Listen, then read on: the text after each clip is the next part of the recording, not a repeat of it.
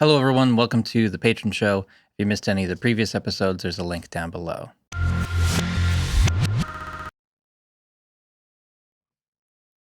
My neck hurts today. So I actually did a stream the other day. Was a lot of fun. We did a live loop cloud beat making session. I think I'm going to do another one of those today, and I guess I'll do that as soon as this video goes up. But yeah, it was a lot of fun. I got suggestions from the chat of what tracks or what sorts of sounds I should use in the song. I haven't really gone back and listened to the track we made, but I'll probably start off with that and see if people want to continue or make a new one. Super fun. Didn't get a lot of views, only 500 views since publishing, but I don't really do the live streams for views. I do it just to get more comfortable with making videos, doing the live streams, interacting with the community and things like that. And I think for that sort of thing, it succeeded. So over the past week, I've been taking some of the Q&A clips from recent episodes and publishing those as their own videos. I'm doing that for a couple of different reasons. One, so that people can find that particular Reaper tutorial or question more easily. So, they want to see CC automation in Reaper. They can find that video that has a very specific title rather than going to a certain section of the Q&A. They might see the Q&A and it's over 10 minutes long, but they want like the shortest video, 2 minutes long.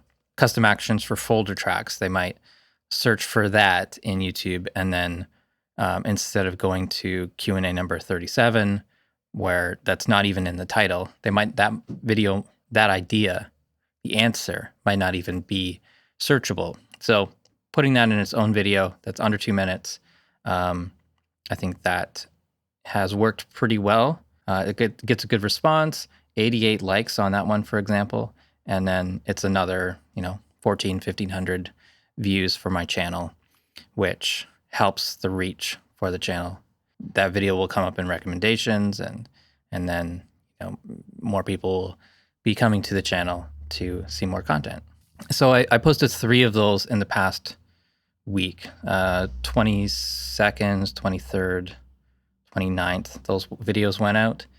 I'm sure there's a lot from older Q&As, and I've done this before, but it's hard for me to remember to do that. If I do a Q&A where there's 5 questions being answered, ideally I can make 6 or more pieces of content from that. But right now I'm getting the main video and then maybe 1 or 2 clips that I can put up on YouTube just for search friendliness. I can put it up on Facebook or Twitter and things like that, just short videos, just to expand the reach a little bit and make that main video get a little bit more traction. On Tuesday, I put up the Reaper mixer shortcuts video. This was a sponsored video. It's done pretty well so far, over 200 likes, 3,000 views in 2 days. I think that's done really well.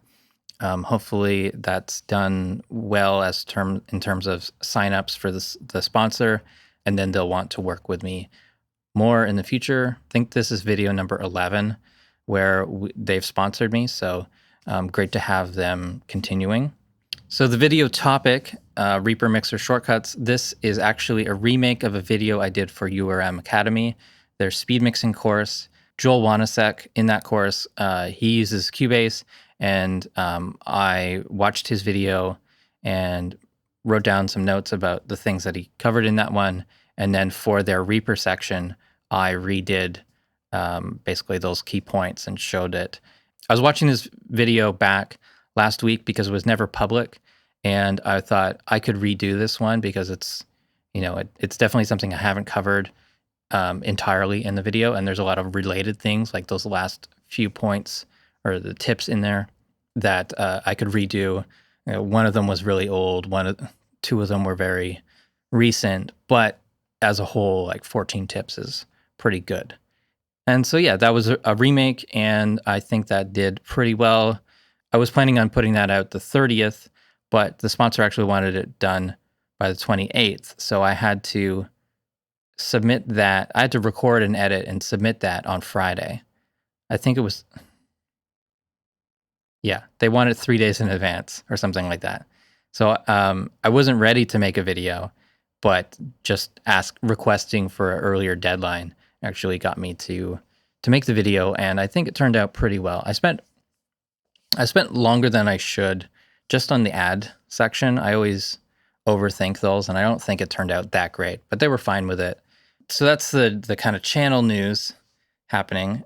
Interesting links of the week. Number 1 is Audio Damage's Rough Rider version 3. So this is a new version. It's a free compressor plugin. Rough Rider has been around for a really long time. Probably, I want to say like 2008, maybe 2007 was the first version. It was, I think this is one of the first free plugins that was like, had a lot of character. It was great UI, things like that. It looks like when they put this up, they also took off some of their other free plugins. So there used to be a fuzz pedal, something like that. So this fuzz plus 3 distortion used to be free. I don't think it's available anymore. It used to be just on that free downloads page. So it looks like when they announced Rough Rider, they took this down. But maybe, maybe version 4 is coming or something like that. Maybe it's just an oversight. They forgot to add it to the download page. I can't say it's one of my favorite plugins, but it's a distortion that has been useful in the past. It does things a little bit differently, and it has a really nice UI. Next on my list of interesting links is this kind of Reaper extension called Cohler Classical. This user actually got banned for posting this on the Reaper forum. Well, he was banned because he was copy and pasting this really long post with tons of videos and all this stuff to multiple threads. It was getting pretty spammy, so he got banned, I guess temporarily, I don't know. For classical music editing, where you've got like 400 audio tracks and you need to rearrange things and maybe have multiple takes that you need to manage and create one comp, that's really difficult to manage without some sort of dedicated function to get all of those tracks and then move them around. I've done a very little classical editing, but I have done a few projects and nowhere near that many tracks. It was, I can't remember how many tracks. It was maybe 10 the most, 8 to 10.